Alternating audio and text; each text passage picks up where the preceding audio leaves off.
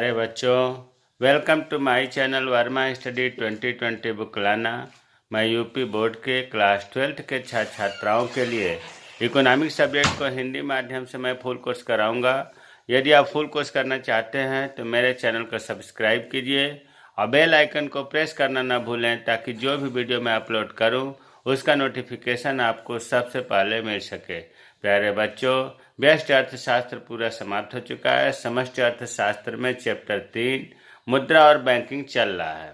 इसमें आज पार्ट 12 अर्थात 12वां वीडियो है। इसके पहले का अगर वीडियो आप नहीं देखे हैं तो आई बटन को क्लिक करके देख लें। जैसा कि कल हमने शाख निर्माण में बताया था कि पाठ पूरा हो गया है, लेकिन बाद में हमने ये देखा कि व्यापारिक बैंक के कार्य जो है महत्वपूर्ण है।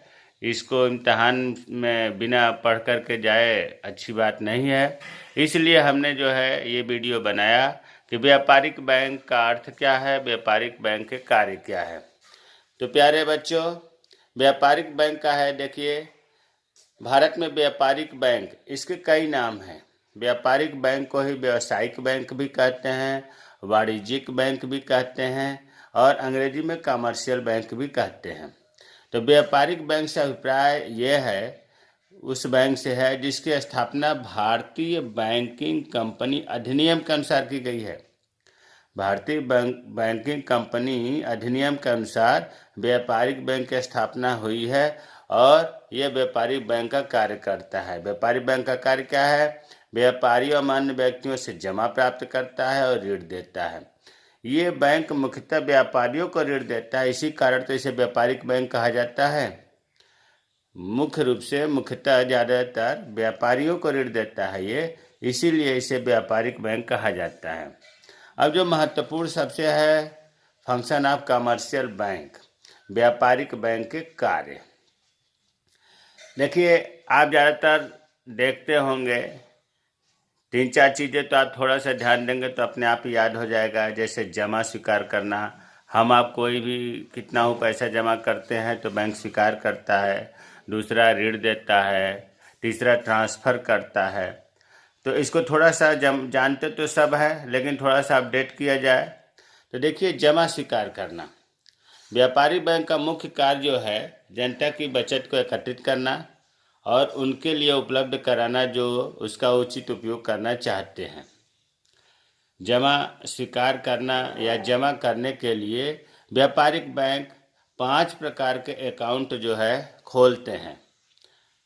तो यहाँ आपको तो केवल जब कार्य पूछा जाए इम्तहान में तो जमा स्वीकार करना और उसके में 2-3 लाइन लिखेंगे, लेकिन यहाँ 5 प्रकार के जो खाते बैंक खोले जाते हैं, इसलिए हमने इसको बॉक्स में कर दिया कि व्यापारी बैंक के कार्य में इसको लिखने की ज़रूरत नहीं है, लेकिन जानना बहुत ज़रूरी है, इसीलिए हमने बॉक्स में इसे किया।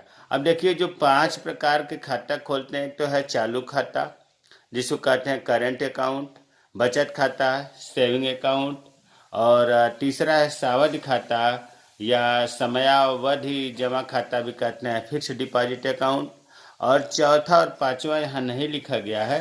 चौथा है घरेलू बचत खाता और पांचवा है अनिश्चितकालीन जमा खाता, जो आगे वर्णन है यहाँ नहीं लिखा गया है। देखिए, चालू खाता करेंट अकाउंट, यह खाता जो है विशेष तौर से व्यापारी और उद्योगपतियों के लिए बहुत उपयोगी होता है। ज़्यादातर करंट अकाउंट और सेविंग अकाउंट में अंतर भी नहीं समझ पाते हैं बच्चे। तो यहाँ करंट अकाउंट का मतलब यह हुआ कि यह व्यापारी और उद्योगपतियों के लिए विशेष उपयोगी है। क्यों उपयोगी है?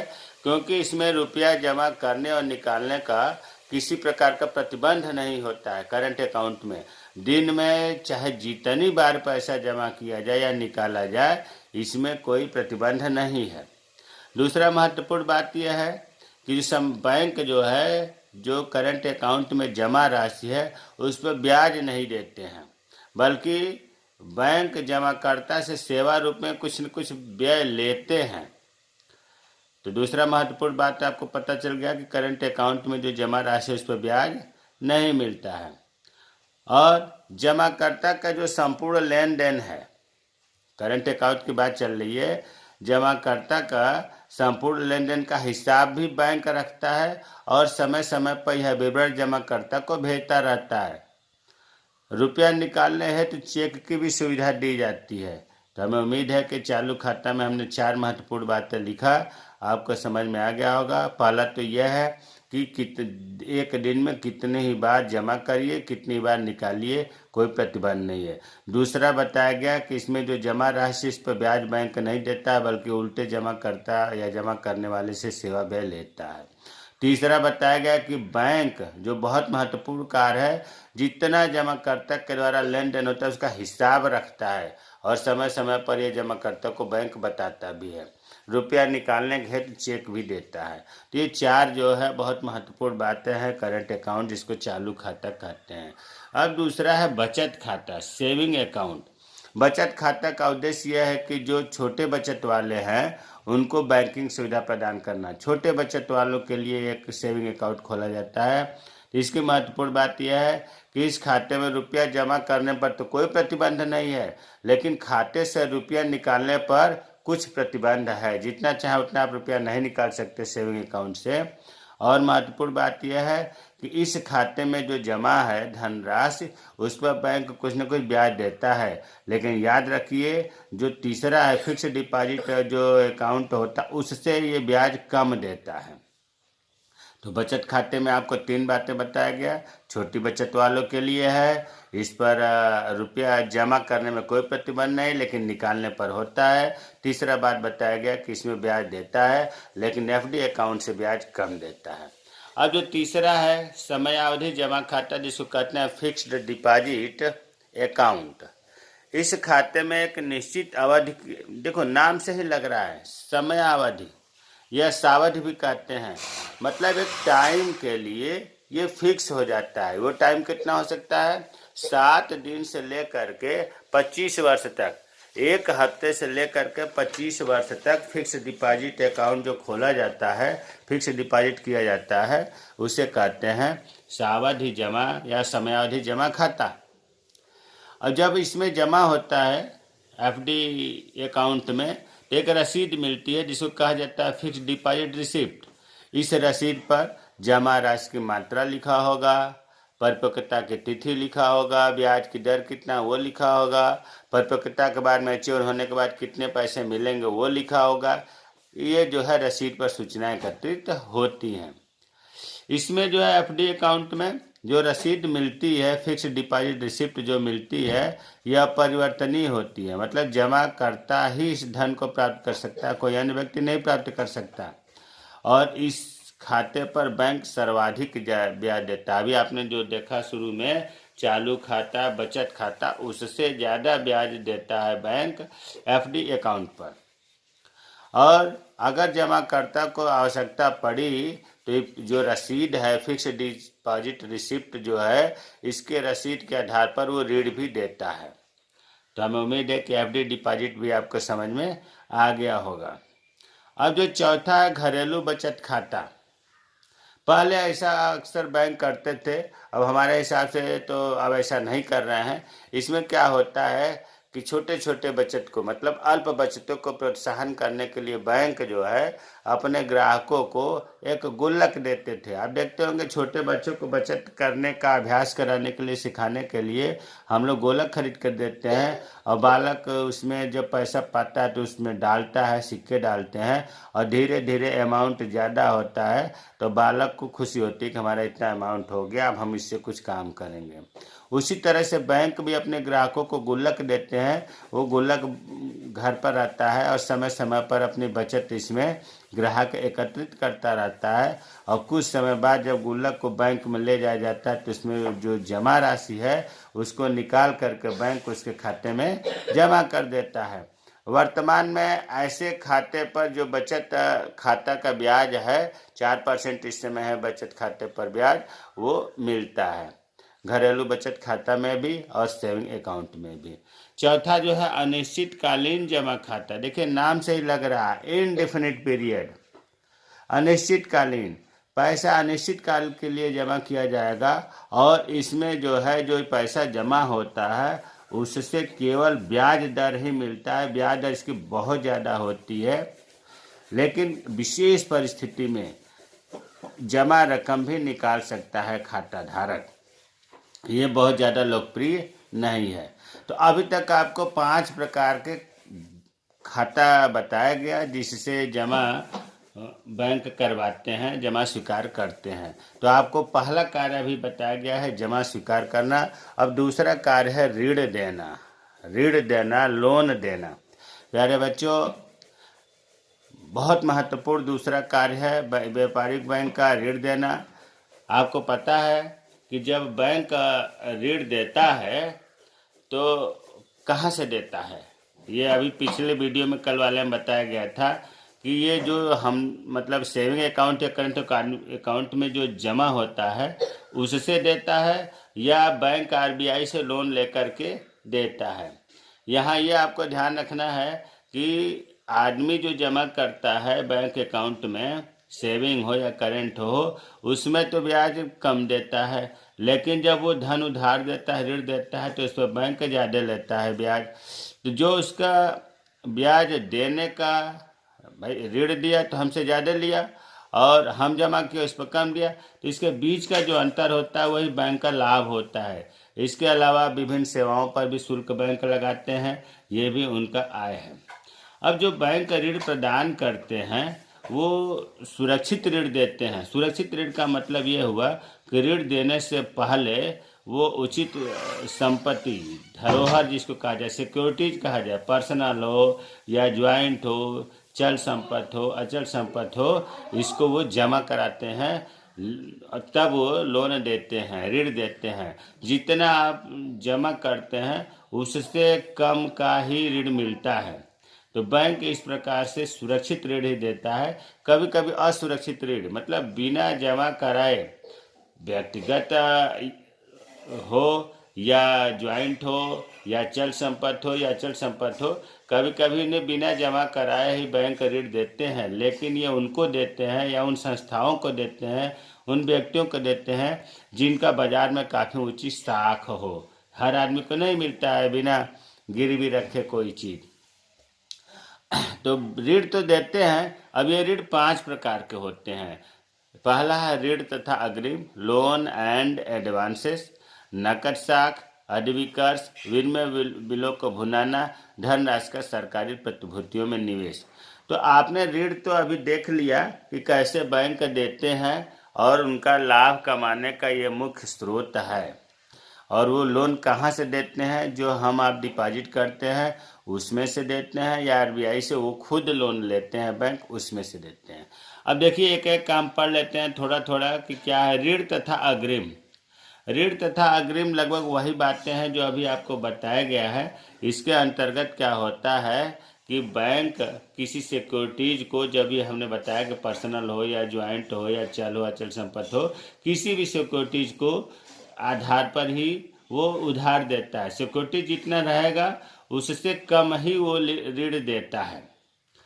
और उसके खाते में जो जिसको ऋण लेना है, ऋणी के खाता खुलवा करके उसमें बैंक जमा कर देता है और वो अपनी आवश्यकता अनुसार ऋणी व्यक्ति जो है राशि निकालता रहता है।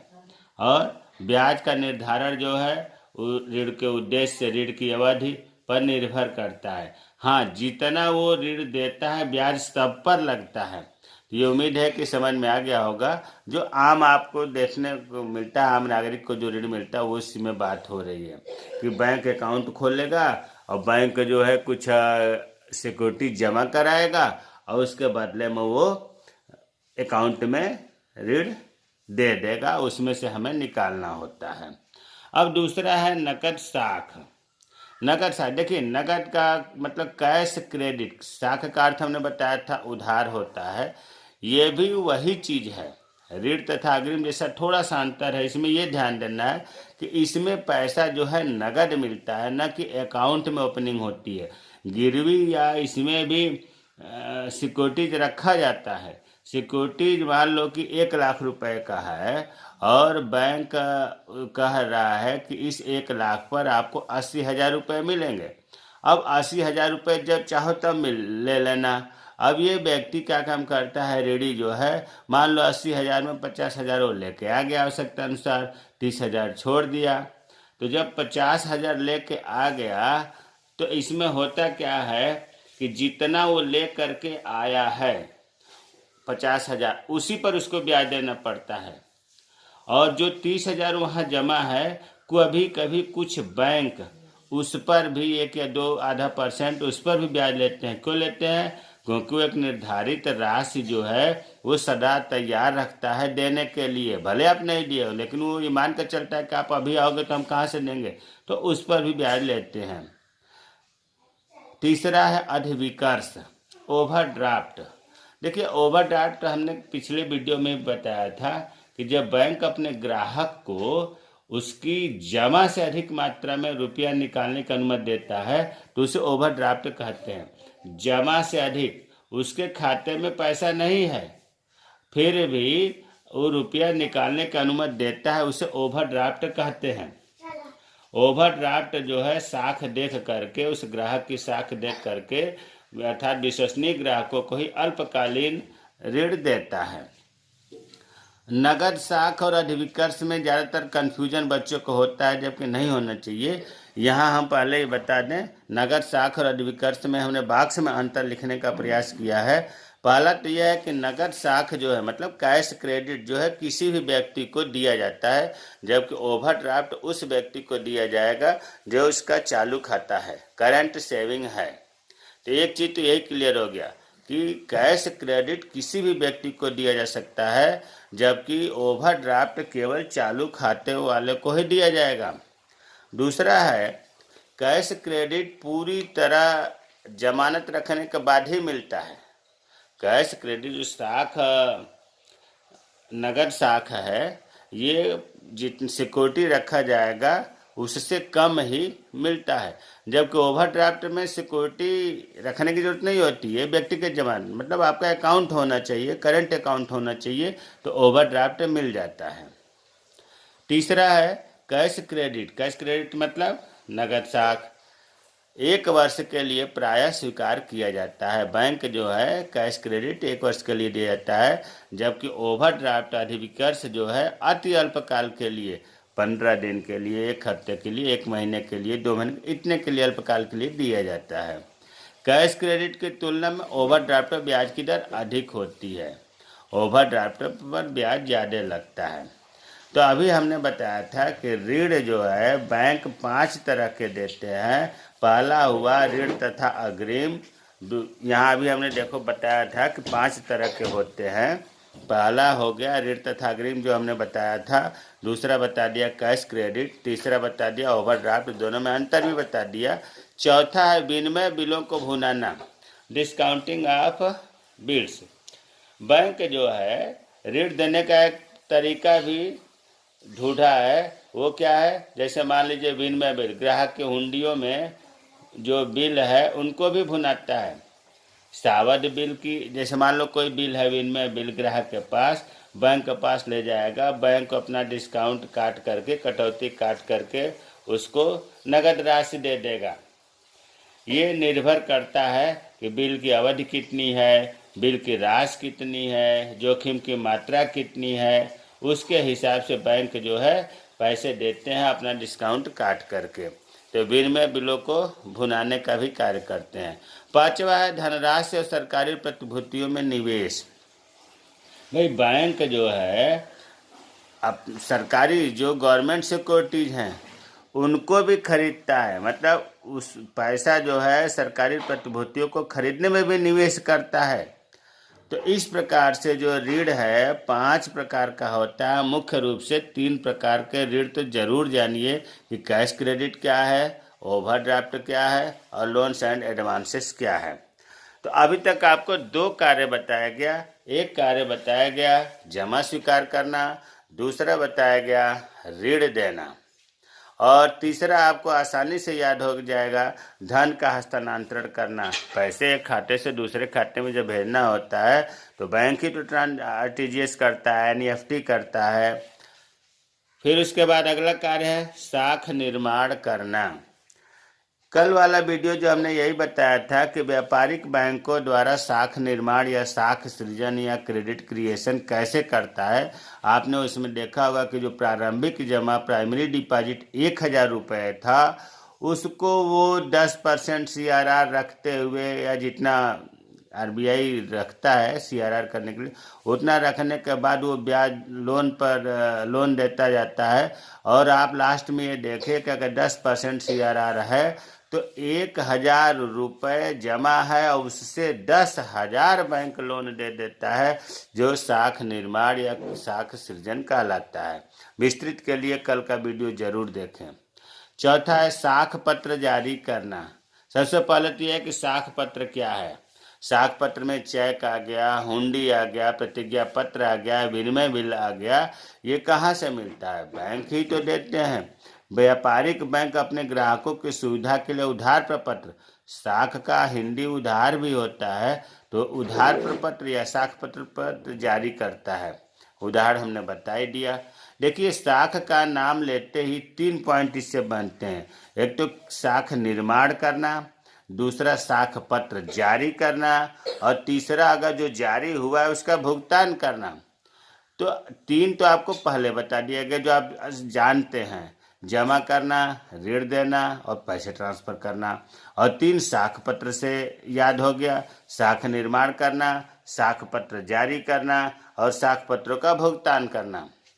साख पत्र जारी करना बता दिए कि इसमें चेक है, हुंडी है, प्रतिज्ञा पत्र है, विनिमय बिल है, ये बैंक जारी करते हैं। और फिर इन्हीं साख पत्रों को भुगतान भी करता है। अगर कोई जमा करेगा तो उसे पैसे भी मिलेंगे। तो 6 तो आपको बिना याद किए ही याद हो जाए। 7वां है बहुमूल्य वस्तुओं की सुरक्षा करना। भाई, बैंकों में लाकर होता है, उसमें जो है बैंकों में लाकर होता है, सोने, चांदी, हीरे, जवाहरात, जितने भी मूल्यवान वस्तुएं हैं या कानूनी दस्तावेज है, प्रतिभूतियां हैं, जो घर पर असुरक्षित महसूस लोग करते हैं, वो बैंक के लाकर में जमा कर देते हैं। उसकी 2 चाबी होती है, एक बैंक मैनेजर के पास, एक ग्राहक के पास। उसका कुछ जो है किराया लिया या बैंक लेता है, लेकिन वहाँ पर सुरक्षा ज़्यादा अच्छा रहता है। 8वां है यात्री चेक की सुविधा। आजकल यात्री चेक की भी सुविधा है। मान लीजिए हम कहीं दूर जा रहे हैं तो कैश लेकर जाना सुरक्षा नहीं है, यात्री चेक ले लिया, वहाँ जा कर के हमने भुना लिया। जैसे साख पत्र काम करता है, वैसे यात्री चेक भी काम करता है। 9वां है विदेशी विनिमय का क्रय विक्रय। भाई, विदेशी मुद्रा सब बैंक नहीं करते हैं, ये RBI या केंद्रीय बैंक उन बैंकों को सौंपता है कि आपको विदेशी विनिमय का भी क्रय विक्रय करना है। मान लो कोई अंतर्राष्ट्रीय व्यापार कर रहा है, वहाँ से विदेशी मुद्रा लेके आ गया, डॉलर लेके आ गया, रियाल लेके आ गया, तो वो क्या करेगा? यहाँ आकर के वो तो बेकार ही है, यहाँ डॉलर कौन लेगा? तो वो क्या काम करेगा? जो RBI के द्वारा अथराइज बैंक है उसमें उस डॉलर को जमा करेगा, फिर वहाँ से रुपया ले लेगा। फिर अगर वो रुपया जमा करके डॉलर लेना चाहता है तो रुपया जमा करेगा, वहाँ से डॉलर ले लेगा। तो विदेशी विनिमय का क्रय विक्रय भी व्यापारिक बैंक करते हैं, लेकिन सभी बैंक नहीं करते हैं। ये वही बैंक करते हैं जो केंद्रीय बैंक जिनको सौंपा होता है, जिनको अथराइज किया होता है। 10वां है व्यापारिक सूचनाएं तथा आंकड़े एकत्रित करना। जो बड़े बड़े बैंक हैं, व्यापार और उद्योगों के विषय में आवश्यक जानकारी प्राप्त करते हैं, आंकड़े एकत्रित करते हैं, उन्हें प्रकाशित भी करते हैं। तो हम ये देख रहे हैं कि बैंकों के बारे में, व्यापार के बारे में, उद्योगों के बारे में जो आंकड़े हैं वो मिलते रहते हैं व्यापारिक बैंकों के द्वारा। लास्ट है आर्थिक सलाह देना। प्यारे बच्चों, बैंक आर्थिक सलाह भी देता है। अगर आपके पास पैसे हैं तो वो आपको सलाह देता है कि आप इस पैसे को इस मद में, इस स्रोत में आप खर्च करें। तो मुझे उम्मीद है कि जो ये पार्ट छूट रहा था कि व्यापारी बैंक का कार्य क्या है, हमने 11 पॉइंट बताया, जिसमें खूब आराम से 7-8 पॉइंट आपको याद हो गया होगा। अगर कहीं कोई दिक्कत है, समझ में नहीं आ रहा है, तो कमेंट बॉक्स में कमेंट करें, मैं रिप्लाई करूंगा। मेरे चैनल को सब्सक्राइब कीजिए। आज ये पाठ पूरा हो गया। जय हिंद, जय भारत।